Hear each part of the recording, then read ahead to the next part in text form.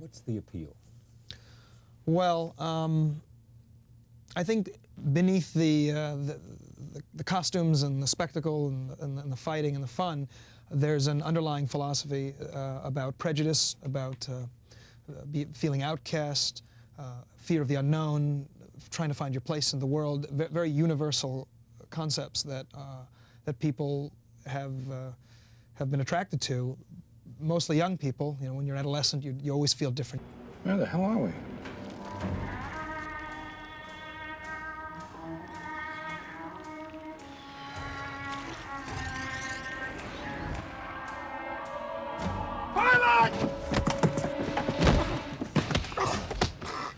You know, people like you are the reason I was afraid to go to school as a child.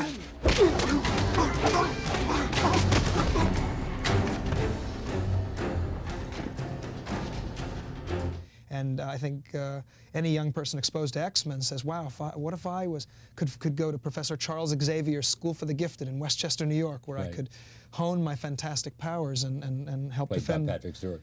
Yeah, exactly. So yeah, it's a very universal concept, I think. Yeah.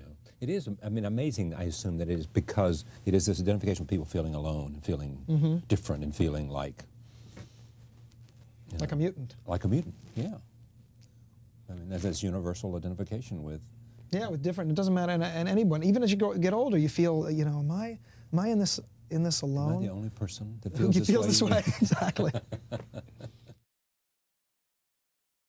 So you get this commitment of $75 million to go make a movie, right? And you got the creator of the X-Men on your side. He's supportive and believes in it and enthusiastic about it. So everybody's on board. How difficult is it to make a movie like this? Well, it's difficult for tons of special tons effects. of reasons. One of which is special effects, but that came fairly easily to me. There are tools like cinematography, lighting, sound, and you know, and if you have an imagination, you can sort of visualize these things.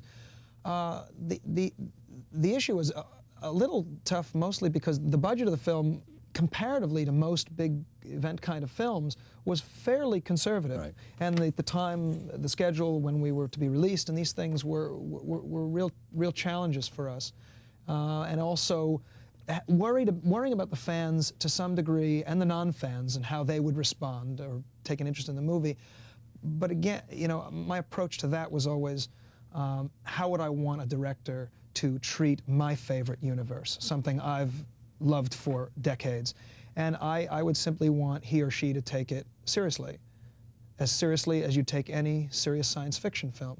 With all the action and the fun, it should be taken seriously. It should be looked at as a film. So I did. I looked at it as I'd look at any other film I'd make. And that's how I hope to deliver.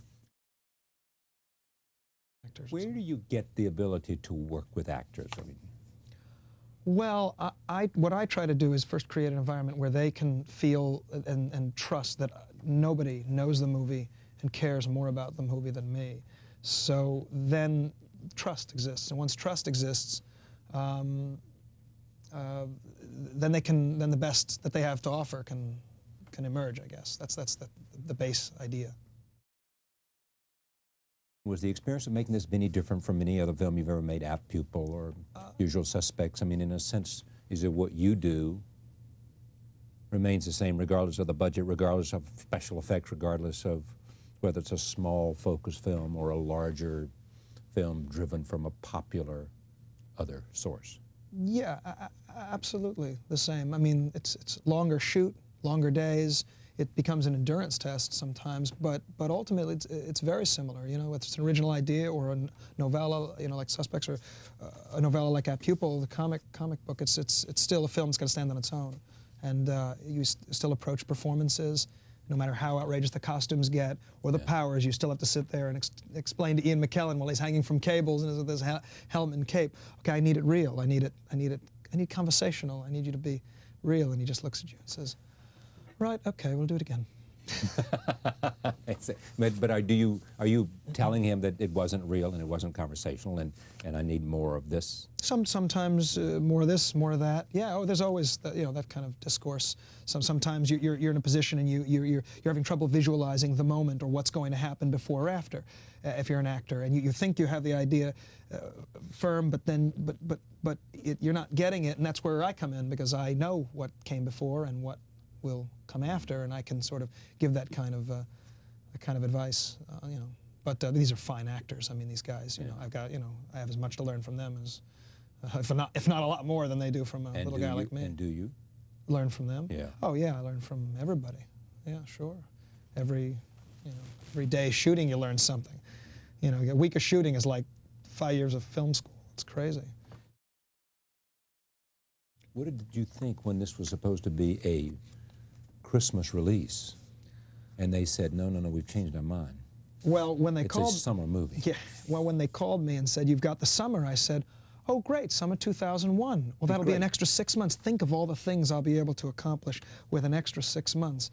And then the president of the studio said, no, it's summer 2000. And I said, oh, well, I guess we have no choice. I thought that that was the first of 100 obstacles I knew I would have to encounter before I was finished. I just knew it. I did. This is the first one, and there's going to be more. Okay.